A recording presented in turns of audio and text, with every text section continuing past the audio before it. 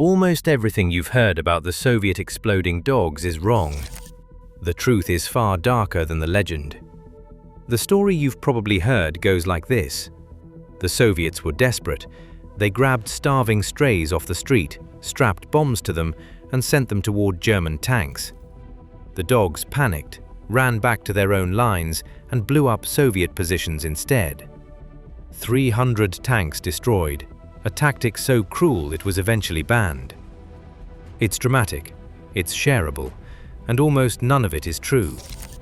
The real program was colder, more deliberate, and ran for years longer than anyone admits. The myth didn't come from nowhere. German soldiers wrote about the dogs in letters home and in after-action reports, and those accounts were vivid. Dogs appearing from the smoke, running under vehicles, the explosion that followed. Soviet records stayed locked in archives for decades. The chaos version filled the vacuum, and by the time the actual documents became accessible, the legend was already the version everyone knew. But those records tell a different story. The anti-tank dog program didn't start as a wartime improvisation.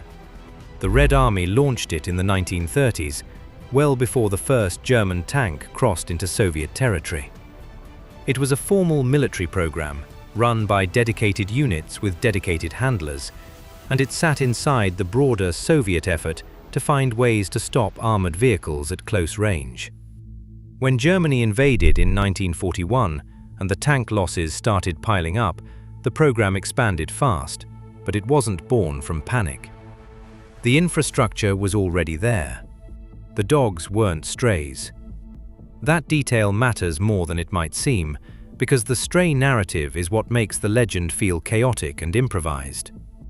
The program used German shepherds, trained over weeks through a conditioning method that was straightforward and effective. The dogs were fed exclusively underneath stationary tanks. They ate their meals in that space, day after day, until the underside of an armored vehicle became the place they associated with food.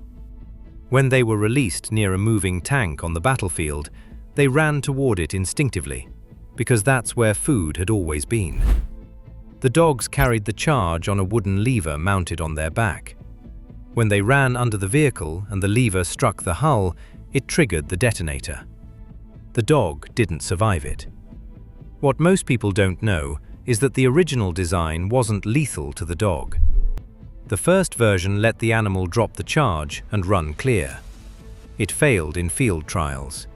The dogs wouldn't reliably leave the charge in the right position, so the engineers scrapped the drop mechanism and switched to direct contact. The lever had to strike the hull. The dog had to be underneath when it did.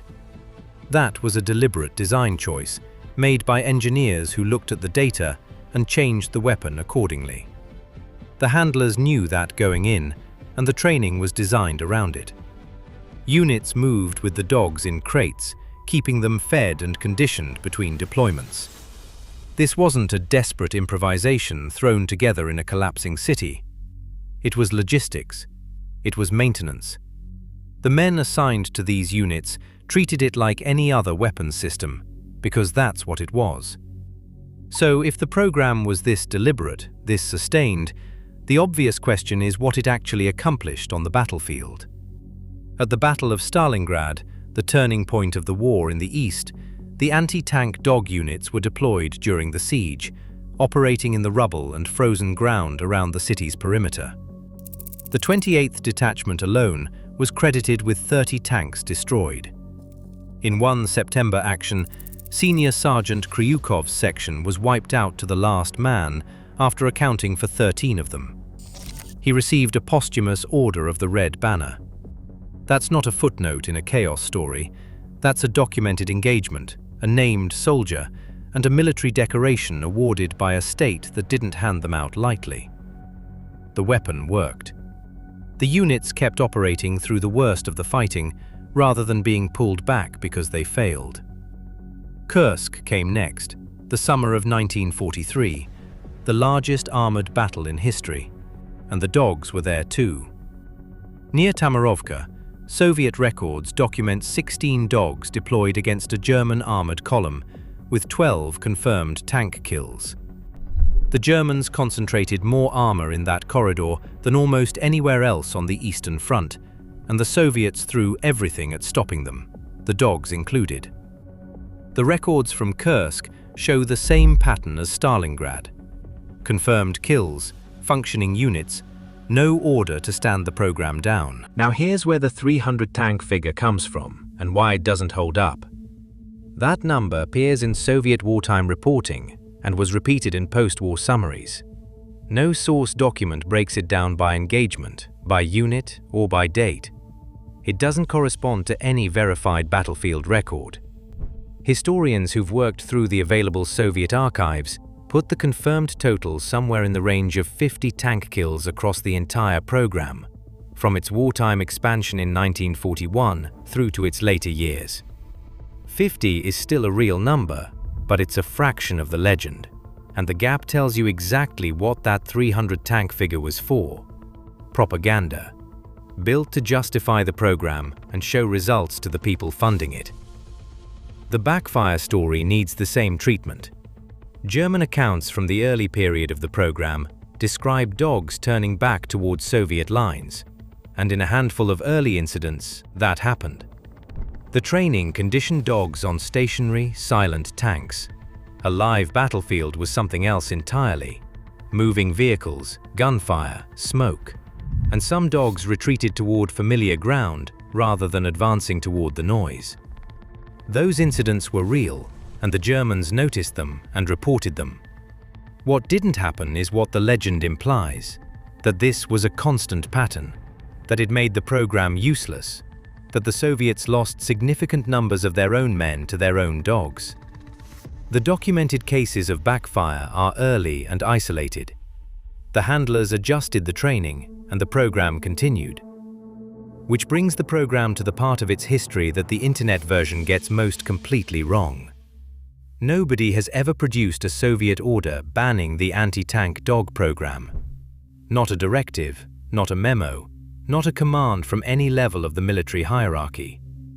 The ban is treated online as established fact, often paired with the claim that the backfires made the program too dangerous to continue. But the documents that would prove that don't exist, because the ban didn't happen. The program ran past Stalingrad, it ran past Kursk. Combat use collapsed after Kursk. By 1944, the schools had pivoted to mine-sniffing, messenger, and medical dogs, as better anti-tank weapons reached the front in greater numbers. But the anti-tank dog training program stayed on the books until 1996. Not quietly mothballed, formally maintained for more than 50 years after the war ended.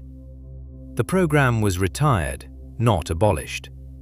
There's a difference, and the distinction matters for understanding what it actually was. The handlers are the part of this story that gets lost entirely. These were ordinary men assigned to an unusual weapons system, responsible for keeping the dogs fed, conditioned, and ready. The job was methodical and grim in a way that doesn't fit neatly into either the heroic or the chaotic version. They worked with animals they had trained, knew well, and would send forward when the order came.